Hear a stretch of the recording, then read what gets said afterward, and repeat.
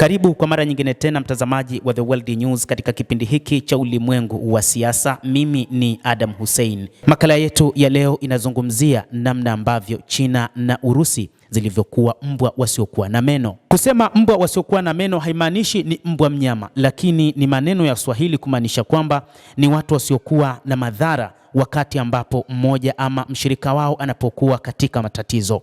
Kuna matukio mengi katika nyakati hizi ambayo yamewakuta washirika wa Urusi na Uchina. Kuanzia mwaka 2025 na hata mwaka huu 2026, matukio kama vile kutekwa kwa rais wa Venezuela Nicolas Maduro, mataifa haya yalishindwa kumtetea mshirika huyu. Hata hivyo, kumekuwa na vitisho vingi ambavyo vinatoka kwa Marekani juu ya baadhi ya washirika wa Urusi pamoja na Uchina. Mojawapo ni pamoja na Cuba. Rais wa Marekani alitangaza kwamba ana uwezo wa kuuangusha utawala wa Cuba, na hata pengine baada ya kuanguka kwa Maduro ndiye yeye aliyetangaza kwamba Cuba isipelekewe mafuta kabisa. Hata hivyo, ni kiongozi wa Marekani Donald Trump alitangaza kwamba yeyote ambaye atanunua mafuta ya Urusi atawekewa vikwazo na kuongezewa ushuru.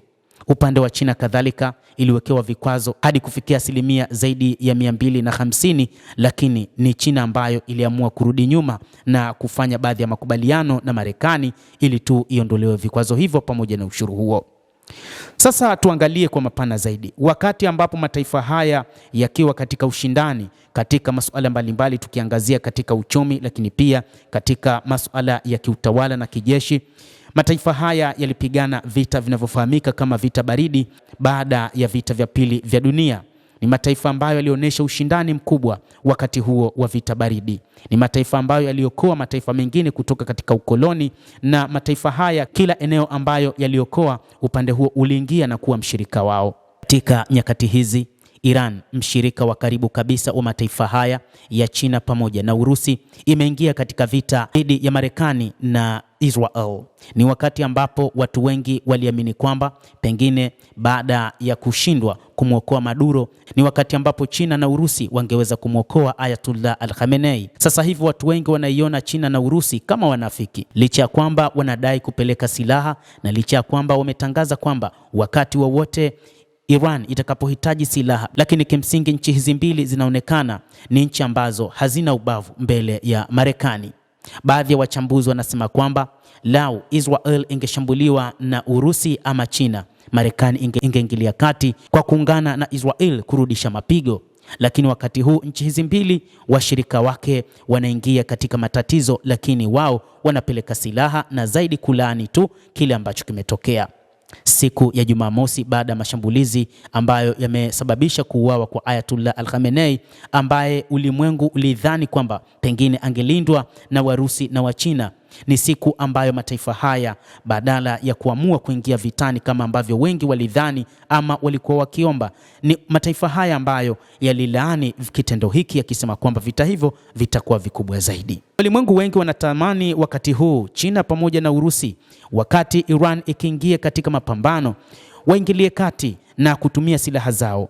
Ikumbukwe wakati wa gwaride huko nchini China, ni rais wa Marekani aliyedhihaki makombora ya China pamoja na silaha nyingi akisema kwamba ni silaha zisizokuwa na meno.